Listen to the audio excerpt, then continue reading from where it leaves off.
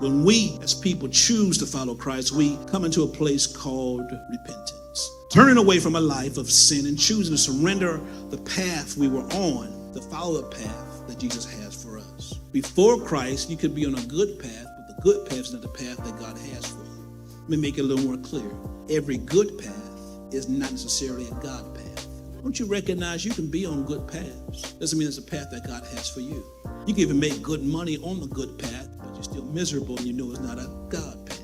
Don't you realize when you're on a God path, you can suffer some things and still willing to keep going on the God path? Because you recognize this is the call for my life. You recognize this is what God is calling me to. Before he called me to something, he called me from somewhere. But you got to be willing to leave what's comfortable to go to what God has for you and becomes inevitable. Look at somebody close to you and shout, I need you to know, when you serve God, winning is inevitable.